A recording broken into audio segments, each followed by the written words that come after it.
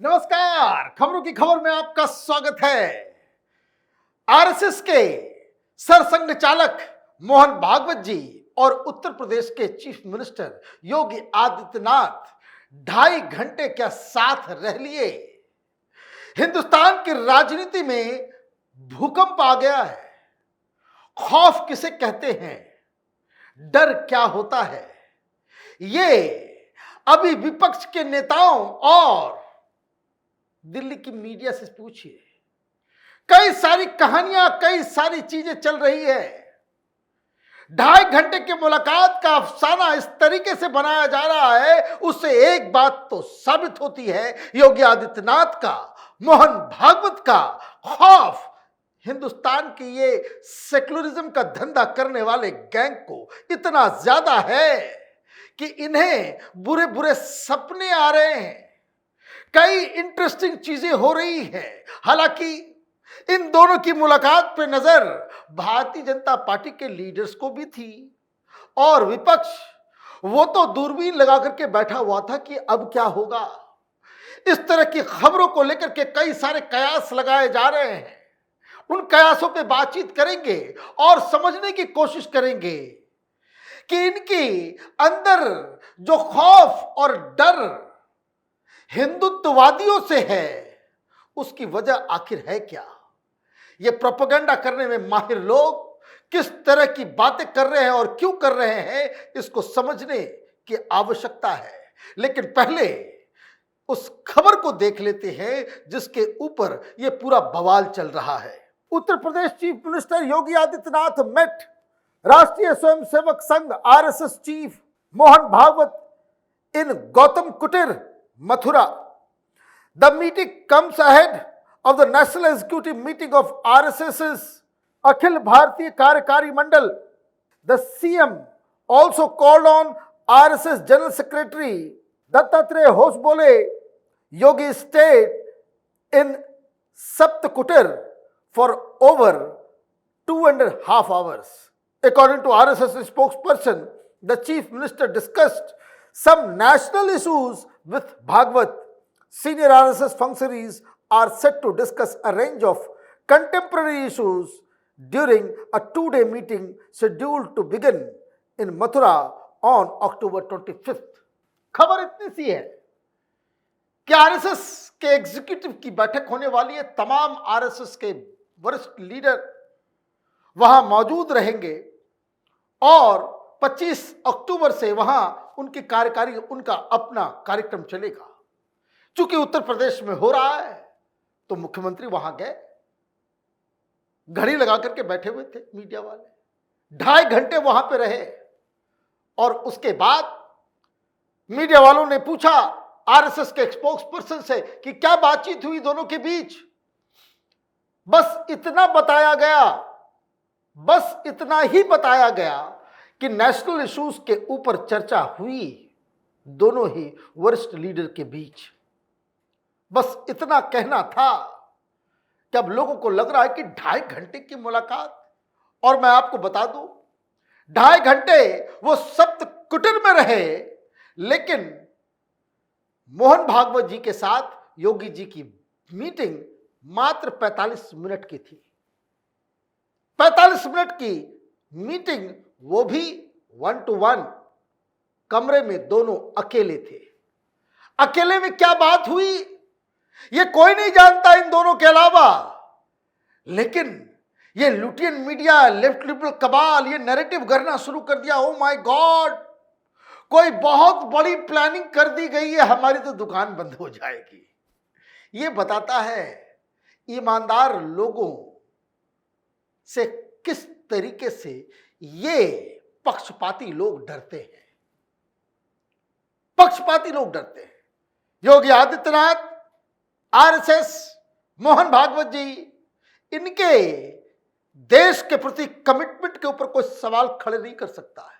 यह बात विपक्ष भी जानता है, लेकिन इनकी देशभक्ति की वजह से, इनकी कुटिलता, इनकी देशद्रोही वाला जो चरित्र है वो बड़ी परेशानी में आ जाता है। इनका धंधा बंद हो जाता है, ये बेरोजगार हो जाते हैं, जहां जहां हिंदू एक साथ जुटते हैं। और इसीलिए मैं लिस्ट लेकर के आया हूं तमाम अखबारों में।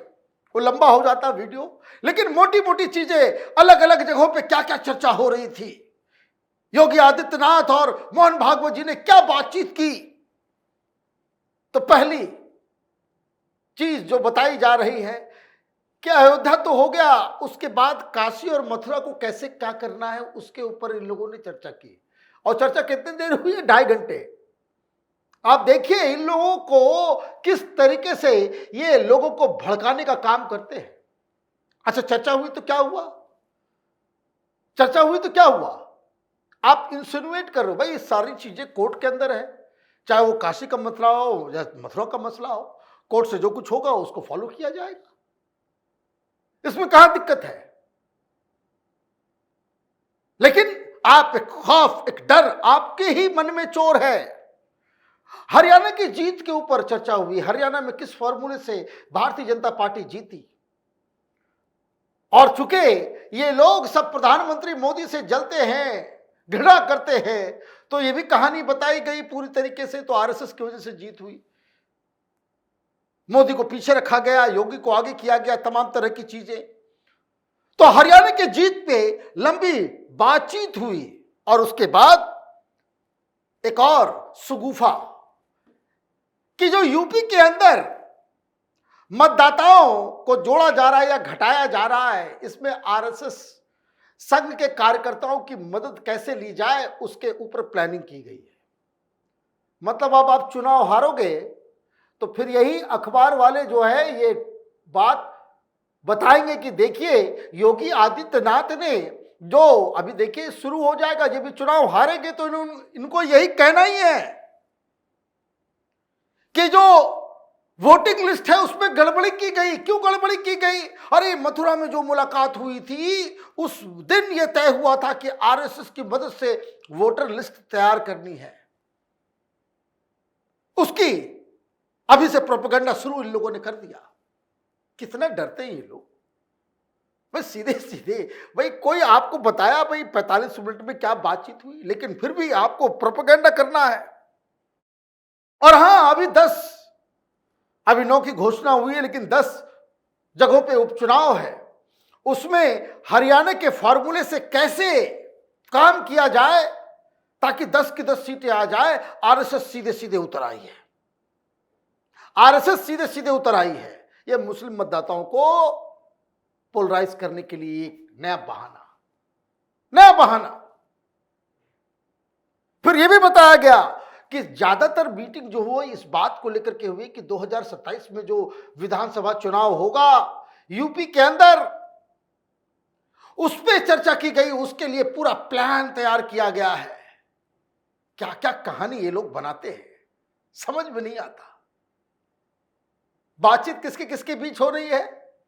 बंद कमरे में योगी आदित्यनाथ और मोहन भागवत जी है, और ये लोग कहानियां बना रहे हैं। आगे लिखा कि बीजेपी के पक्ष में अब आरएसएस जो है वो अभियान स्टार्ट करने वाला है। भाई आरएसएस के पास 50 संगठन हैं बीजेपी के अलावा। देश भर में वो लोग कुछ न कुछ करते रहते हैं हर दिन, लेकिन आपका ध्यान सिर्फ जाता है भाई चुनाव, राजनीति,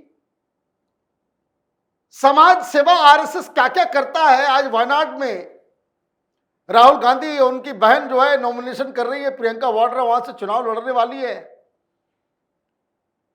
किसी मेन स्ट्रीम मीडिया ने दिखाया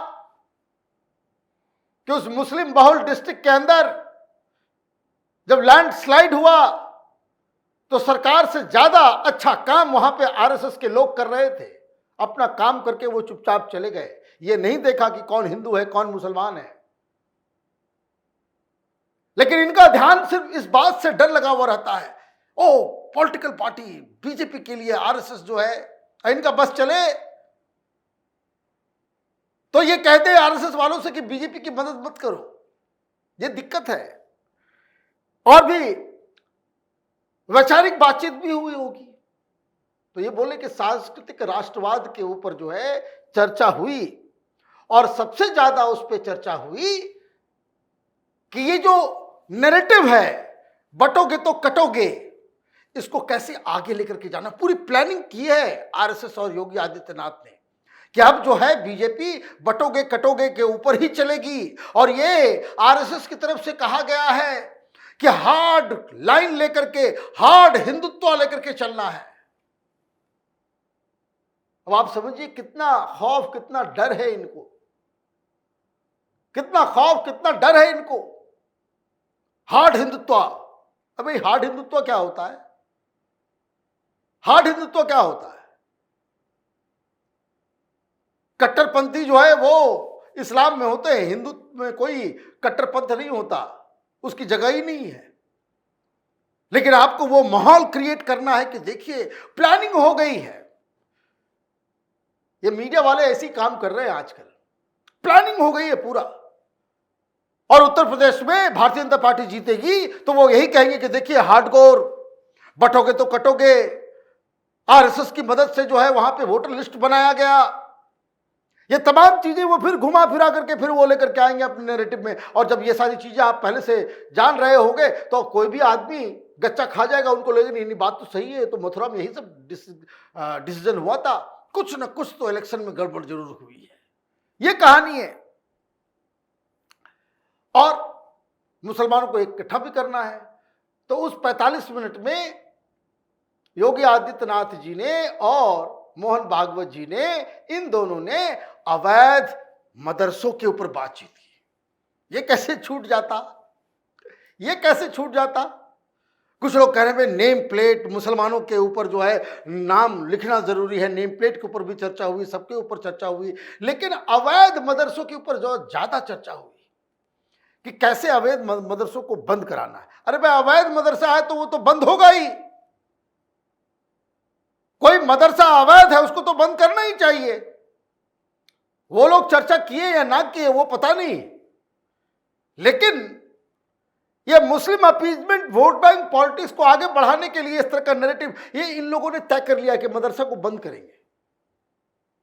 और जो कोई मुसलमान इस तरह की खबरों को पढ़ेगा, सुनेगा, वो कहेगा कि देखो भाई ये तो गड़बड़ होगा हम लोगों के साथ।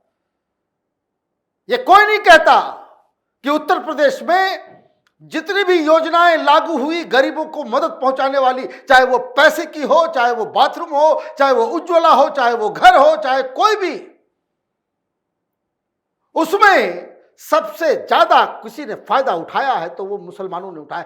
35% Muslim population are getting benefits of these schemes. लेकिन ये पत्रकारों की जो लॉबी है, ये कांग्रेसी इकोसिस्टम जो है, उनकी आदत जाने वाली नहीं है। इसलिए फिर से इन लोगों ने एक अफवाह फैलाने का काम किया है। और इस अफवाह की वजह इनके अंदर बैठा हुआ चोर, इनके अंदर बैठा हुआ वो डर, वो खौफ, वो दहशत जो किसी भी देशभक्त को देखकर इन लोगों के अंदर आ जाती है। आप देखते रहे कैपिटल टीवी। हमारे वीडियोस को लाइक कीजिए, शेयर कीजिए और हमारे चैनल को सब्सक्राइब कीजिए। धन्यवाद।